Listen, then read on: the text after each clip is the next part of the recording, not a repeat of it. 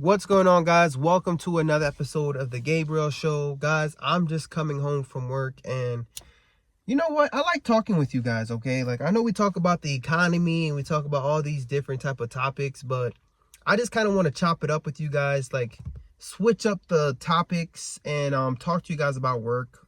Like, you guys know I told you the other day, I called out of work, right? And you know what? I had a feeling that work was going to be very interesting today, okay? As soon as I came in, I had one of the hardest assignments, okay? My one patient was crashing out, was on suicidal ideations, and my other patient was basically crashing, literally, like vitals wise, like was on a breathing machine and all these things, okay? So we're going to call these patients hypothetical just to cover myself because, and I'm not going to say their names, of course, you know, there's HIPAA, patient's privacy and stuff like that, but whatever. I'm just giving you guys a hypothetical story, all right? Because I ain't trying to get in trouble, but I'm gonna tell you guys about my day. I had that first patient, the one who was crashing out. He was on one-to-one. One-to-one basically mean there's somebody who's in the room with him who has to like watch and make sure he don't harm himself. So they didn't have enough staff, so I was like, all right, I'll cover your break, okay? Because the person who was covering was getting antsy and wanted to go eat and was wondering, ooh, when's my coverage coming? I said, you know what? I'll cover your break. Guy seemed to be cool. Young guy in his 50s. And honestly, I'm like, he don't look like he's harming anybody. But like whenever you ask him something, whenever people talk to him, he'll curse you out for no reason. He's very defensive and very aggressive and whatever the case may be. So I told her, hey, I have some meds to give him anyways. I'll be in there for a little bit. You can go on your break, right? Go on your break. Okay, cool. So I'll go in there, and then he was due for some medication. One of the meds he was due for was heparin, right? So I'll go in there and say, hey, Mr. So-and-so, blah, blah, blah, yada, yada, yada. My name is, Gabriel, Nurse Gabriel. I'm gonna be your nurse today. All the, those things you got to do when you first see a patient. So I'll tell him, hey, I got some heparin for you, all right? Guys, he crashed out on me. He bugged out. He said, what? Get that out of my room. He threw his pillow at me. I'm like, yo, what happened? He said, get out of my room. I said, all right, I can't leave you by yourself. But like, he looked frantic. He was sweating. Like he was getting diaphoretic. You know what I mean?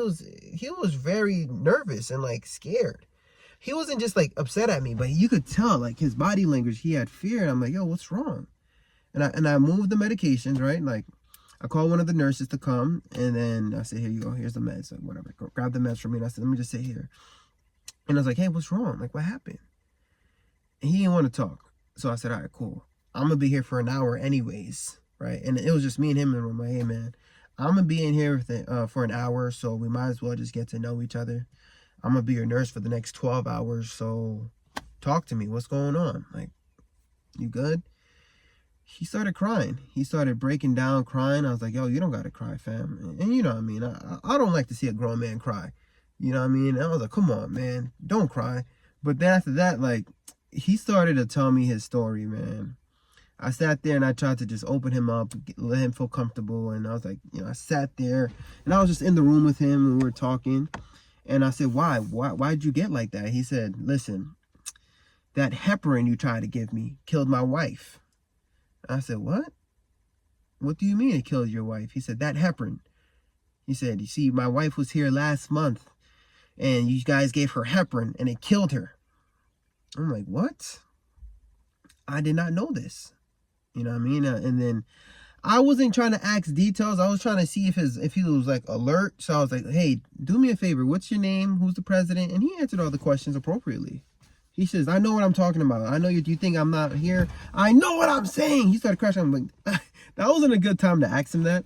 But I just wanted to make sure that he was oriented. You feel me? So he tells me that his wife, he had a heparin over something like that, right? Allegedly. I don't know what the case is, but his wife died, unfortunately, okay? Now, this was very traumatic for him because at the same time, about a day or two later, his dad dies. All right. His dad was sick. His dad was sick around the time. He was taking care of his dad. He was taking care of his wife. And then boom, back to back, they kind of both died around the same time. So this was really traumatic for him. And he has a daughter, okay, one daughter. And guess what? Around the same time, the daughter was very close with the mom and very close with the grandpa. And, I guess that was her rock. The daughter commits suicide. All right. The daughter commits suicide around the same time, guys. Right? So in 1 month, he loses his wife, he loses his father, and then his daughter commits suicide. His only daughter commits suicide, right? Yo, this guy has all reasons to crash out. And I was sitting there like, you mean to tell me this all happened last month? And he was like, yeah. All right. And you know what's even worse? And I'm like, what's going on? I keep coming back here. I keep coming back here. Guys, this guy is sick himself. Multiple heart attacks. And then I'm sitting here telling him, yeah, you keep coming back here because, you have to take your medication. You have to do this. He's like, and he started yelling, how the hell can I take my medication? You guys are giving me a medication I can't afford. So basically, he's on a medication called Entresto, and he needs this medication. And whenever he's not on that medication, he ends up having a heart attack. Okay? So oh my gosh, man. I feel so bad, man. I feel so bad for this guy. He can't afford the medication. Okay? But that's the medication he's on. His insurance don't approve it. So now he's crashing out. He just wants to end his life. I said, so what's going on? He said, I want to ask my daughter why she did what she did. I don't feel like there's a need for me to be here anymore because I'm going to get discharged and then you guys won't be able to give me the appropriate meds because I won't be able to have it. And then I try to ask him about his insurance. Like, does he have insurance? And he's like, how the hell can I have insurance? I got laid off. I don't have insurance. They don't want to hire me. I'm too sick. I was like, yo, bro. At that point, guys, like, I was judging I literally was judging a book by its cover because I was looking at the assignment and I was just like, oh, damn it, you guys gave me this guy, huh? You guys are so messed up. And then I was just like, yo, like, he's actually going through it. He's actually going through it, right? Like, he got laid off. He's having multiple heart attacks. Can't get employed again because of his health. He doesn't have good health insurance, you know what I mean? He can't afford it. I don't know what type of emergency insurance he's on, but, it sucks, guys. How many people is dealing with a case like that, right? People are literally going through it. And you know what? Like, I'm sitting here, sometimes I just be complaining and I be praying to God and asking God for more and more and more. And I don't even understand that I'm blessed, right? My vitals are stable. I'm healthy. You know what I mean? And I'm sitting here asking God for more. So it's like, you know what? Like, I don't know. I just been like literally in the room there, guys. I ain't gonna hold you, man. I dropped one tear. I dropped one tear. You know why? Because I judged him and I was like, yo, why are you crying? Be a man. Then I was like, damn, bro, you're going through it for real. You know what I mean? And then we had a whole hour. We were just talking and you guys, I was able to make him laugh. I don't know what I said, but I was able to cheer him up a little bit and we were talking. And at that point, we became best friends, right? He started clicking the call bell and he was like, hey, Nurse Gabriel, can you give me this? And guys, I came in, you know what I mean? Let me tell you something, man. Listen, he wasn't taking care of himself anymore, right? He just gave up on life. I gave this guy a bed bath, man.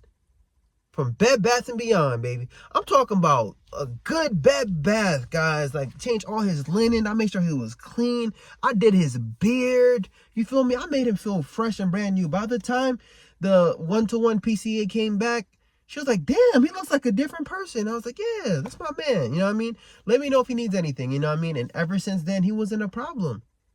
He just needed somebody to talk to. He just wanted to vent.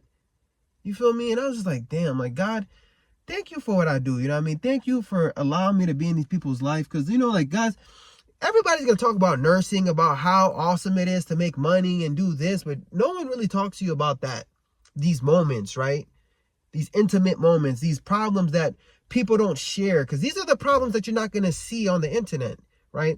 On the internet, you're only going to see good news. You're not going to see bad news. No one's going to tell you that they're going through it. Everybody's going to show you their highlights. Everybody's going to show you about how much money they have, their wealth. But you know what? Like, everyone's hiding. Everyone's hiding their pain. Everyone's hiding their pain on the low. You know what I mean? And I see it. I see the truth at work. You know, I see you. You know what I mean? That's why I'm an ICU nurse. I see what I did there? But yeah, man, that was crazy, you know, to experience that whole interaction and to have that, you know, this was a hypothetical story, all right? Just in case, you know what I mean? I'm smart. You know, HIPAA can't catch me. HIPAA can't catch me. If you guys dare call me in the office, I'm just gonna say, nah, this was a fairy tale. This was a fairy tale. But man, like it sucks. I was able to just manage my other patient. I had a really good team, so they watched my other patient, and we made it work. You know, nursing is really my passion and pleasure. And I know yesterday I was talking to you guys about, you know, my game plan of paying off the mortgage and or should I invest in all these things, guys. These are some next third, you know what I mean? Some next high class problems. See what I'm trying to say? This is some high class problems. Like, I literally was praying to God saying, God, I don't know what I should do. Should I pay my mortgage? Yo, I'm so grateful to God that I'm even in this position. To be at a point, I'm not even 30 years old, I'm talking about paying off the mortgage, bro. Like, what? And you guys don't know my story, okay? Like, I'm not here to make these videos to just flex and show you guys that I'm debt free and I have all this money and I'm no, okay? I feel for that guy because you know what? A few years ago, I also had a mental problem, okay? For real. I was in so much debt. That I contemplated taking out my life, okay? Bankruptcy wasn't enough. I felt like, you know what? This isn't enough. This debt, living paycheck to paycheck, I can't take it anymore. I couldn't even go on social media. I couldn't. Every time I'd go to somebody's page, you know what I mean, they're flexing on me. And I had enough because you go on Instagram, you go on YouTube, and everyone's flexing on you. And that's how I fell into mad debt. I bought a convertible. I bought a BMW SUV. You know, I bought this car too. I mean, all my cars are paid off for now. But listen, you know what I did? I fell into mad debt, trying to flex, trying to show off. And then after that, at the end of the day, guess who was hurting me? Living paycheck to paycheck, having the debt collectors call me. You know who saved me? God saved me. He made guys, I did not know I can get out of that debt. Right? When you see that debt, man, I'm telling you, it feels like there's no tomorrow. But God got me out of that debt, and with the help of my wife, right, and with the help of God and Jesus Christ, I'm telling you, he gave me the strength and he gave me the energy to pay that off. Right? To pay off all my consumer debt.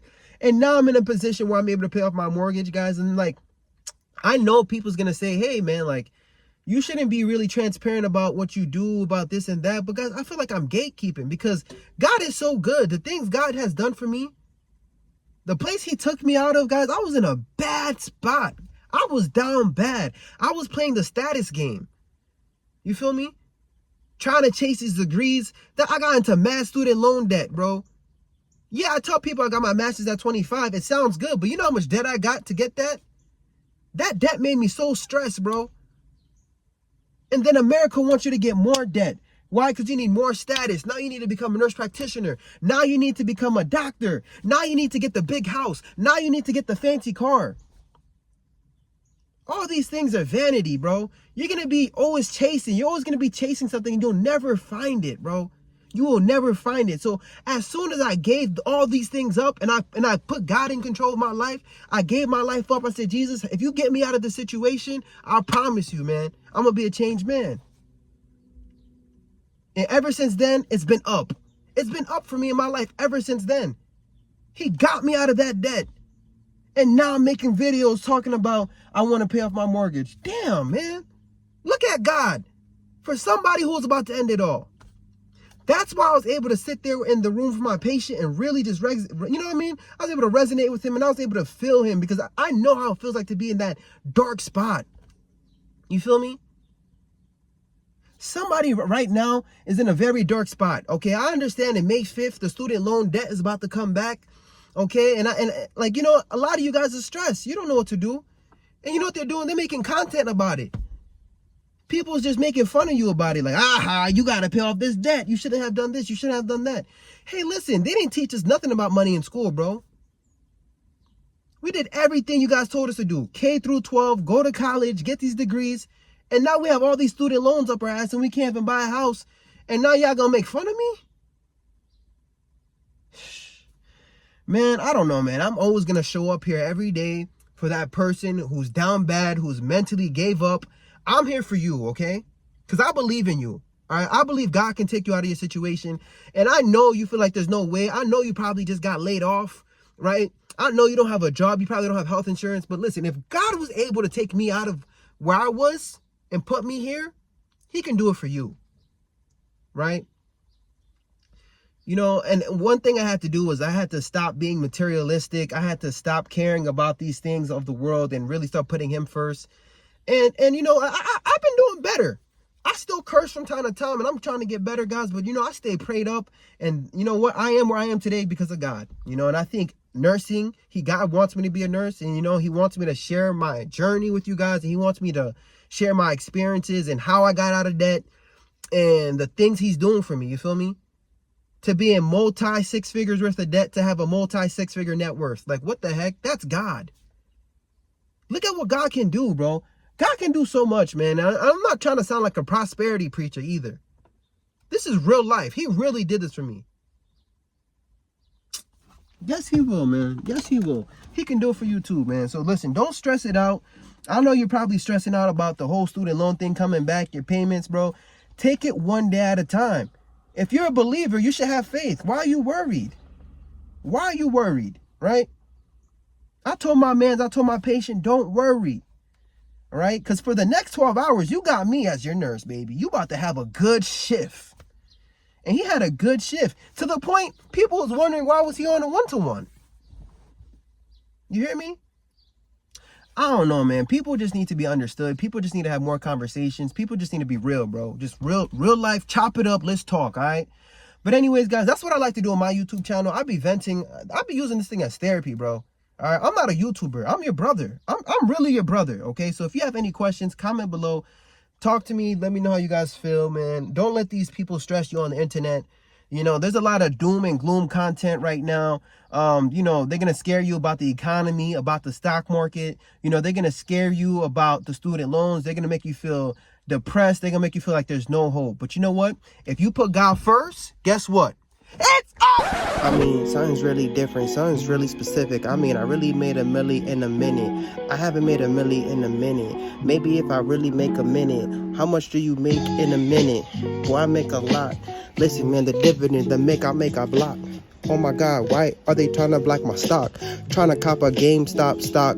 But damn it, boy, did you make a milli in a minute? I don't know. Haven't been here in a minute. Haven't been in the zone, man. Yeah, I'm finished. And they let me off, man. Yeah, I'm finished.